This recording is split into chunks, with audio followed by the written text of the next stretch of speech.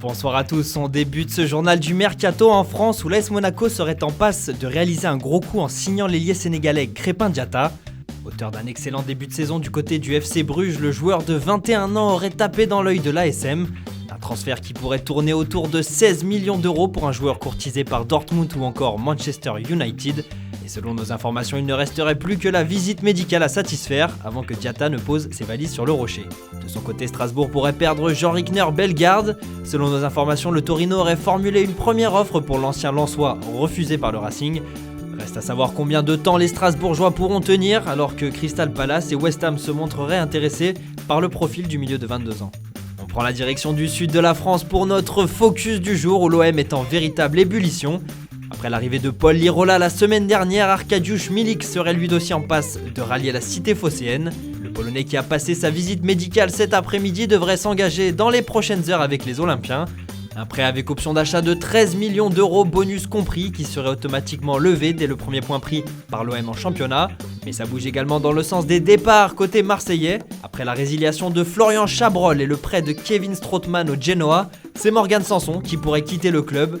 Aston Villa a d'ailleurs proposé une première offre de 13 millions d'euros plus 3 de bonus, aussitôt refusée par la direction olympienne, qui en attend au moins 18 millions. Des enchères qui pourraient rapidement monter, d'autant que Newcastle et West Ham seraient également sur le coup.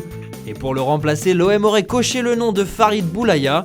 Auteur d'une bonne première partie de saison avec le FC Metz, le milieu offensif algérien pourrait venir se greffer à un effectif en manque de profondeur dans l'entrejeu.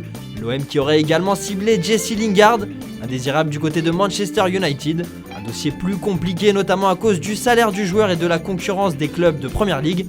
Le championnat anglais que pourrait retrouver Jordan Amavi. Moins utilisé cette saison, l'ancien joueur d'Aston Villa plairait outre-Manche et aurait même repoussé une offre de prolongation de la part de l'OM. Les Marseillais qui pourraient enfin se débarrasser de Kostas Mitroglou. Véritable flop depuis son arrivée, l'attaquant grec serait en discussion avec l'Aris Salonique. Il ne resterait alors plus qu'à le libérer de son contrat et l'OM pourrait enfin dire adieu à un joueur qui n'a jamais réussi à s'imposer. Enfin, dernier dossier chaud sur la Canebière, celui menant à Marley Haké. Relégué dans la hiérarchie des attaquants, le joueur de 20 ans pourrait aller chercher du temps de jeu ailleurs. Et selon nos informations, Le Havre tiendrait toujours la corde sous l'impulsion de son entraîneur Paul Le Guen. Une chose est sûre, William José ne découvrira lui pas le Vélodrome la saison prochaine. Un temps suivi par les Olympiens, l'attaquant de la Real Sociedad se dirigerait vers Wolverhampton.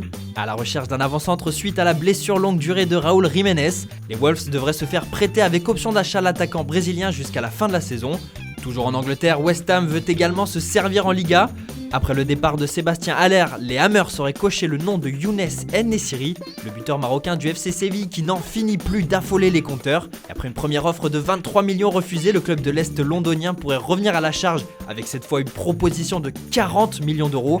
Une offre qui devrait cette fois faire réfléchir les dirigeants sévillans. De son côté, Arsenal pourrait finalement devoir patienter dans le dossier Emiliano Buendia. Relégué en fin de saison dernière avec Norwich, l'Argentin pourrait être retenu par les Canaries cet hiver, un dossier dans lequel les Gunners devraient revenir en boulet de canon dès cet été. Enfin, direction l'Italie pour clore cette page du mercato à l'étranger. Le Milan AC souhaiterait conclure sous 48 heures le prêt du défenseur de Chelsea Fikayo Tomori, un prêt assorti d'une option d'achat de 28,2 millions d'euros. Du côté des principales officialisations du jour, Jean-Philippe Mateta quitte Mayence pour rejoindre Crystal Palace. L'ancien lyonnais est prêté avec option d'achat jusqu'en juin 2022. En Allemagne, Manu Kouadio-Koné s'est engagé avec le Borussia Mönchengladbach jusqu'en 2025. Le milieu de terrain français qui terminera toutefois la saison avec Toulouse, son club formateur. À Monaco, le défenseur serbe Strajnia Pavlovic est prêté au Cercle de Bruges jusqu'à la fin de la saison. Enfin, Parma a annoncé la signature du défenseur du Milan AC Andrea Conti. Un prêt assorti d'une obligation d'achat en fin de saison au terme de laquelle le joueur italien s'engagera jusqu'en 2025 avec la formation nord-italienne. Voilà, c'est tout pour aujourd'hui. Bonne soirée à tous et rendez-vous demain matin pour de nouvelles informations sur le Mercato.